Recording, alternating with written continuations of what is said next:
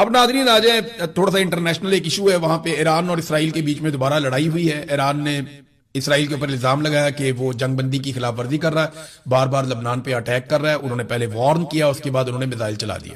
ایران کے مطابق انہوں نے اسرائیل کو کافی نقصان کیا ہے، اسرائیل کے مطابق انہوں نے میزائل انٹرسپٹ کر لیے ہیں اور وہ بچ گئے ہیں، جبکہ اسرائیل نے ایران کے اوپر واپس حملہ کیا اور پھر میزائل چلا دیے۔ ایران نے پھر ایک اور لہر میزائلوں کی چلا دی۔ تو ایران اور اسرائیل کے بیچ میں ایک طرح کی جنگ کی کیفیت بنی ہوئی ہے، جبکہ امریکہ اس لڑائی سے اپنے آپ کو باہر رکھ رہا ہے۔ انہوں نے ایران کو بھی کہا کہ بس کافی ہو گیا، اب آپ بند کریں، اور اسرائیل کو، نیتن یاہو کو ڈونلڈ ٹرمپ نے پیغام دیا کہ تم بھی جنگ بندی کی طرف جاؤ اور لڑائی نہ کرو۔ سچویشن یہیں پہ ابھی تک رکی ہوئی ہے۔ عالمی منڈی میں پھر تیل کی قیمتیں اوپر نیچے ہو رہی ہیں، اور پاکستان کے اندر جو حکمرانوں کی اور عوام کی دل کی دھڑکنیں تیز ہو رہی ہیں، کیونکہ دنیا میں کچھ بھی ہوتا ہے نا، سب سے زیادہ امپیکٹ پاکستان میں آتا ہے، سب سے زیادہ رولا پاکستان میں ڈالا جاتا ہے۔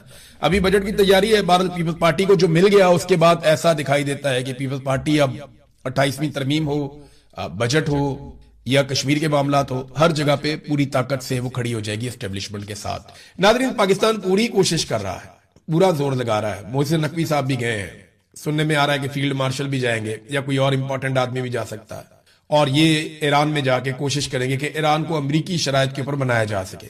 لیکن ہماری اوقات اتنی ہے کہ ہم امریکی شرائط کو ایران کے سامنے رکھ کے انہیں منانے کی کوشش کر سکتے ہیں، ہم ایرانی شرائط کو امریکہ کے سامنے رکھ کے انہیں منانے کی کوشش نہیں کر سکتے، وہ ڈانٹ دیں گے، ڈونلڈ ٹرمپ جو ہے وہ بےزتی کرے گا۔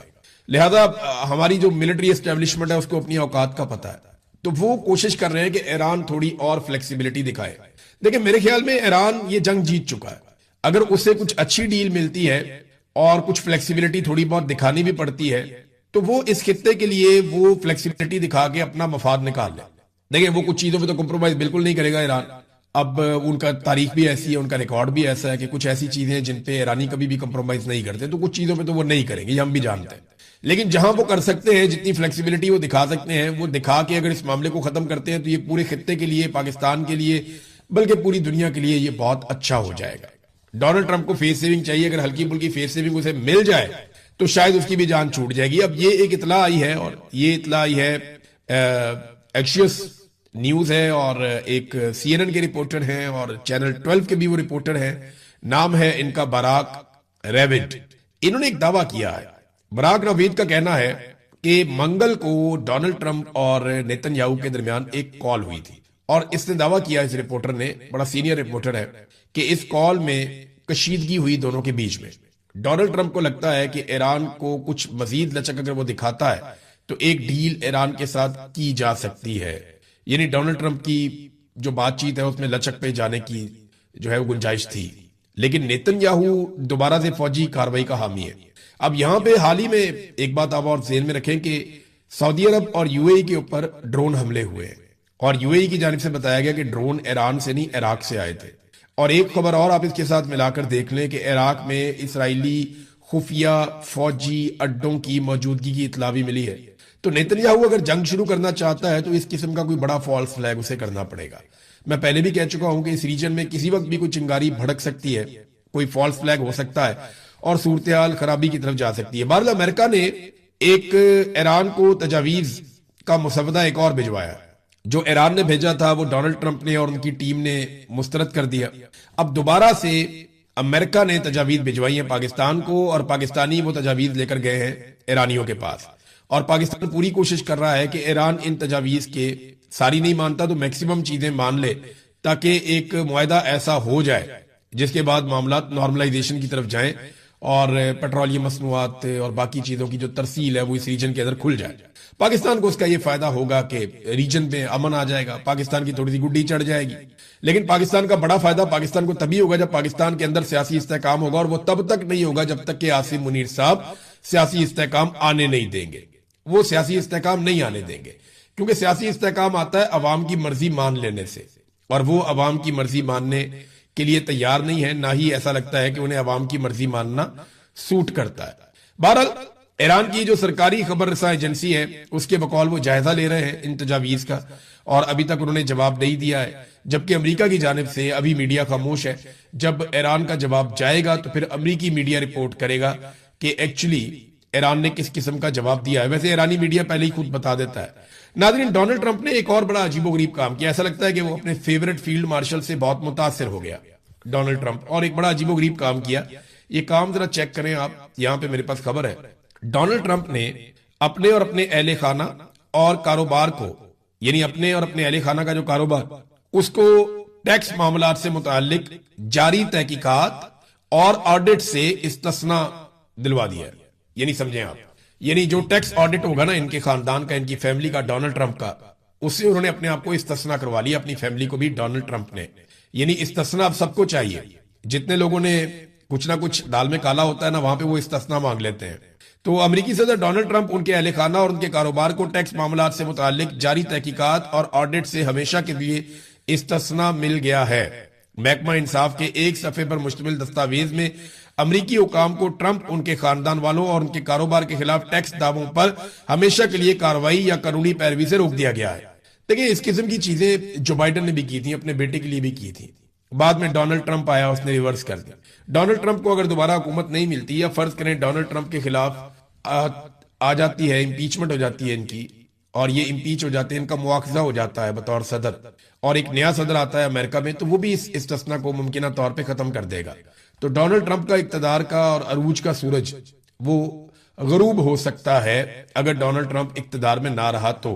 वैसे डोनाल्ड ट्रंप के प्लान लंबे हैं। वो तो ये कहता है कि वो आइन में एक तरमीम करेगा और उसके बाद वो लंबे अरसे तक अमरीकी सदर रहेगा।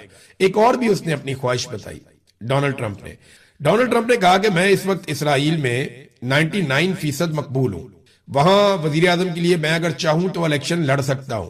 और अब तक की जो सिचुएशन है उसमें कुछ चीजें मैं आपको ऐसी बताऊंगा कि जिनको बिल्कुल नजरअंदाज किया गया। सबसे पहले पाकिस्तान तहरीक इंसाफ ने गिलगित बल्तिस्तान के नताइज मुस्तरद कर दिए हैं। पाकिस्तान तहरीक इंसाफ के चेयरमैन बैरिस्टर गोहर ने वाज़े तौर पर यह कहा कि जनाब हमें नताइज तब्दील करके हराया गया है। पाकिस्तान तहरीक इंसाफ ज्यादा सीटें जीत रही थी, 8 सीटों का दावा भी उन्होंने किया कि वहां पाकिस्तान तहरीक इंसाफ के हमायत याफ्ता उम्मीदवार जीत रहे थे। नताइज तब्दील कर दिए गए और पाकिस्तान तहरीक इंसाफ हार गई। व्हाइट पेपर उन्होंने कहा जी हम जरूर जारी करेंगे, और कोई एहतजाज, कोई धरना, कोई अवामी रद्द-ए-अमल ये नहीं किया गया, और ये अभी वो कर भी नहीं सकते। सिचुएशन ऐसी है कि पाकिस्तान में एस्टेब्लिशमेंट की जानिब से एक हार्ड स्टेट की पॉलिसी बनाई गई है। जो भी आवाज उठाता है या उसे गायब कर दिया जाता है या उसको मारा जाता है, गोली चलाई जाती है। लोग जख्मी अस्पतालों में पड़े हुए हैं, अभी भी आप रावलाकोट की सूरत हाल देख लें। तो कोई एहतजाज, धरना या अवामी रद्द-ए-अमल नहीं है। लेकिन अगर 2-3 पॉइंट्स के अंदर सारी सूरत हाल को बयान किया जाए कि गिलगित बल्तिस्तान के इंतखाबात में हुआ क्या और नतीजा क्या निकला, तो नंबर 1 तो यह है कि इमरान खान या कैदी नंबर 804 वो जेल में बैठकर भी भारी है, यानी इमरान खान का वजन कम नहीं हुआ। सियासी नुक्ता नजर से वो अभी भी बहुत मजबूत आदमी है कि गिलगित बल्तिस्तान जैसे एरिया में बगैर किसी कंपेन के उनकी पार्टी को मौका नहीं दिया गया, फिर भी उन्होंने पूरे इलेक्शन में अपनी एग्जिस्टेंस शो की है, और उनको हटाने के लिए काफी कुछ करना पड़ा एस्टेब्लिशमेंट को और मौजूदा जमातों को। यानी जमात इस्लामी के जो सराजुल हक है उन्होंने बात ठीक की थी कि एक खिलाड़ी के हाथ पीछे बांधकर आप उसके चेहरे पर मुक्के मार रहे हैं और बिलावल आपको शर्म आनी चाहिए, तो ये बात ठीक है। पीपल्स पार्टी और पीएमएलएन को खुला मैदान दिया गया पीटीआई को बाहर करके, और उसका उन्होंने फायदा भी उठाया। तो अब जेल में बैठकर इमरान खान काफी भारी है, उसे बाहर निकालने का रिस्क इस सिचुएशन में तो ना एस्टेब्लिशमेंट ले सकती है ना हुक्मरान ले सकते हैं। नंबर 2 ये है कि एस्टेब्लिशमेंट अभी तक अपनी रविश पे पूरी तरह कायम है। यानी एस्टेब्लिशमेंट ने यह फैसला किया था कि पाकिस्तान तहरीक इंसाफ को सियासत नहीं करने देनी, इमरान खान साहब के लिए कोई गुंजाइश नहीं होगी, तो वो दिखाई दे रहा है। किसी किस्म की गुंजाइश उन्होंने पाकिस्तान तहरीक इंसाफ या इमरान खान के लिए नहीं छोड़ी, बल्कि उन्होंने उन लोगों को जो अवाम के अंदर ज्यादा मकबूल नहीं थे खुला मैदान बनाकर दिया और उनको मतलूबा नताइज भी लेकर दिए। नंबर 3 नवाज शरीफ साहब के लिए एक बहुत बड़ा झटका है कि बतौर लीडर ऐसा लगता है कि वो अब फारिग हो चुके हैं।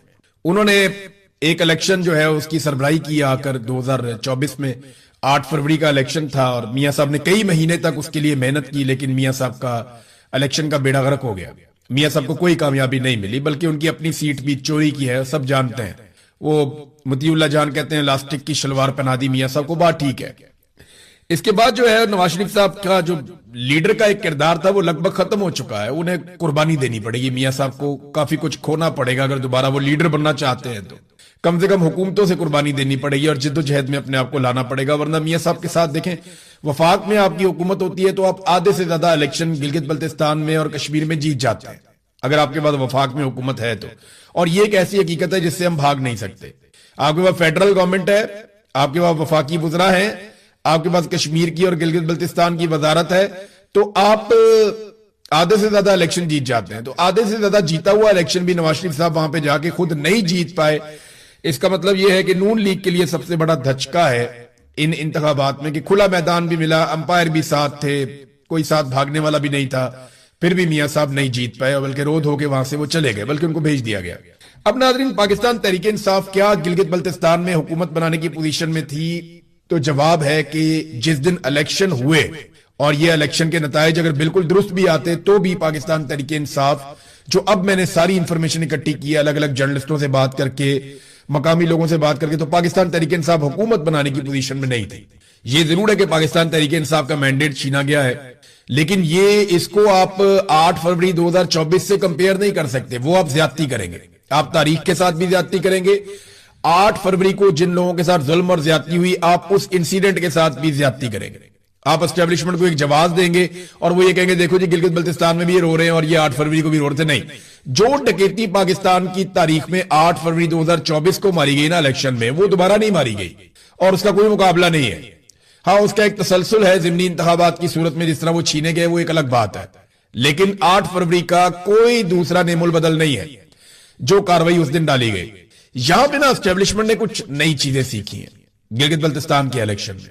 अब वो ये नहीं करते कि इलेक्शन वाले दिन बहुत बड़े पैमाने पर धांधली करें, करते हैं। यहां पे उन्होंने खालिद खुर्शीद की वालदा से जो सीट छीनी, 2 सीटों के बारे में बड़ा कैटेगोरिकली कहा जा रहा है, 2 से 3 सीटें हैं कि वहां पाकिस्तान तहरीक इंसाफ के हमायत याफ्ता उम्मीदवार जीत रहे थे लेकिन उनको हरा दिया गया। लेकिन ये 2-3 सीटें अगर मिल भी जाती तो पाकिस्तान तहरीक इंसाफ की हुकूमत नहीं बन रही थी।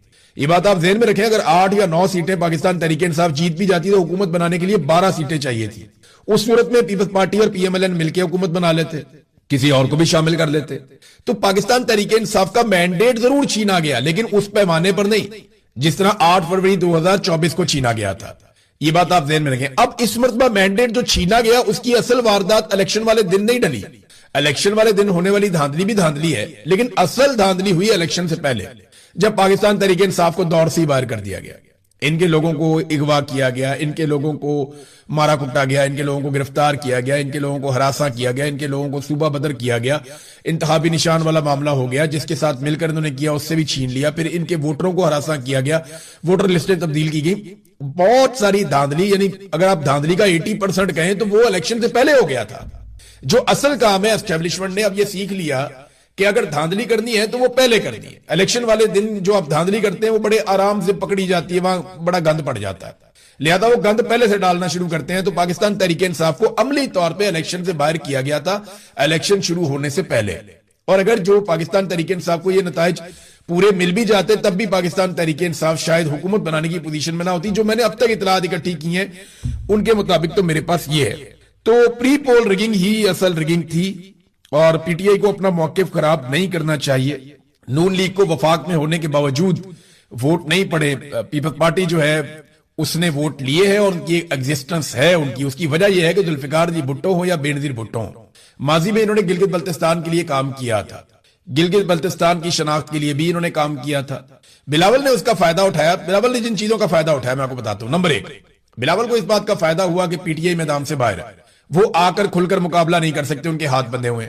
नंबर 2, बिलावल ने फायदा उठाया कि वफाक में नून लीग की हुकूमत है जो इंतहाई गैर मकबूल है, उनका बेड़े ही गर्क हो गया और उनके पास अवाम को बताने के लिए कोई बयानिया ही नहीं है। तीसरा, बिलावल कुछ हद तक ये बावर करवाने में कामयाब हो गया कि वो अपोजिशन का आदमी है, वो हुकूमत में नहीं है और हुकूमत पे तनकीद करके उसने लोगों को अपने साथ मिला लिया। और चौथा, उसको फायदा जो पीपल्स पार्टी की ऑलरेडी एग्जिस्टेंस थी गिलगित बल्तिस्तान में। तो बिलावल ने इन सारी चीजों को इस्तेमाल किया पीपल्स पार्टी ने और मिलजुल कर उन्होंने इलेक्शन लड़ा और उन्होंने अपनी सीटें निकाल ली। अगर आप धांधली कहें भी तो भी सबसे बड़ी पार्टी पाकिस्तान पीपल्स पार्टी ही बनी है वहां पे। मुकम्मल ठीक भी हो जाता तो बड़ी पार्टी ना भी बनती तो ये मिलकर हुकूमत बना लेते। तो ये नाज़रीन गिलगित बल्तिस्तान का इलेक्शन था। अब आ जाए कश्मीर वाली सूरत हाल में। कश्मीर में ना अब एक नेक टू नेक सिचुएशन बन चुकी है, 2 चीजें आमने सामने। नंबर 1, एक बड़े क्रैकडाउन की तैयारी की जा रही है जिसमें ज्वाइंट अवामी एक्शन कमेटी के लोगों को गिरफ्तार किया जाएगा या लापता किया जाएगा। उनसे जुड़े हुए जितने मेन लोग हैं جو کرتا دھرتا ہیں الگ الگ بازاروں میں الگ الگ علاقوں میں ان کو گرفتار کیا جائے گا, ان کو حراست میں لیا جائے گا اور بڑے پیمانے پر گرفتاریاں ہوں گی, جبری گمشدگیاں بھی ہوں گی. یہ چیزیں آنے والے دنوں میں سامنا کرنا پڑے گا. جو صحافی وہاں خبریں دیتے ہیں, دیکھیں بہت سارے صحافی جو ہیں وہ سسٹم کے ساتھ چلنا پسند کرتے ہیں, اور اگر ان کے دماغ اور دل میں یہ بات ہوتی بھی ہے کہ یہ غلط ہو رہا ہے تو وہ بہت شوگر کوٹڈ قسم کی خبر دیتے ہیں جس کا کوئی فرق نہیں پڑتا. تو وہ مینج کر لیتے ہیں ایسے ماحول میں رہ کے صحافی یہ سیکھ لیتے ہیں کہ انہوں نے سروائیو کیسے کرنا ہے. لیکن وہ صحافی جو ڈیجیٹل میڈیا پہ ہیں یا کہیں اور ہیں تو وہ جب کھل کے بات کرتے ہیں تو ان کی بھی لسٹیں ہیں, ان کے اوپر بھی چھاپے مارے جا رہے ہیں. 3 ایسے جرنلسٹ ہیں جن کے گھروں پہ چھاپے مارے گئے ہیں آزاد کشمیر میں. سراب برکت کو پہلے ہی گرفتار کر دیا گیا ہے. سراب برکت کے اوپر الزام کیا ہے کہ جناب جو کالعدم تنظیم قرار دی گئی ہے اس کے حوالے سے یہ خبریں دے رہے تھے. دیکھیں یہاں تو طالبان کے انٹرویوز چلتے رہے ہیں پاکستان میں جب ضرورت ہوتی ہے, تو دہشت گردوں کے انٹرویوز پاکستان میں چلائے جاتے رہے ہیں جب ضرورت ہوتی ہے. تو صحافیوں کو گاڑیوں میں بھر کے وہاں چھوڑ دیا جاتا تھا, طالبان آ کے لے جاتے تھے, وہ انٹرویوز کرتے تھے, وہ انٹرویوز میڈیا پہ چلتے تھے جب ضرورت ہوتی ہے. تو یہ کوئی طریقہ کار نہیں ہے کہ آپ جب دل کرے آپ نے کہہ دیا جی اب کالعدم ہے, اس کے بعد اگر یہ کہیں بھی نظر آ گئے یا اس سے پہلے کا بھی کسی کا انٹرویو ہے تو اٹھا کے اس پہ پرچہ دے دو, اس کو اندر کر دو. اب 4 دن کا مزید سراب برکت کا بھی ریمانڈ ہو گیا. تو میں آپ کو بتا رہا تھا کہ مقابلہ اب 2 چیزوں کے بیچ میں, ایک بڑا کریک ڈاؤن ہے اور اس کے مقابلے میں 9 جون کی کال ہے.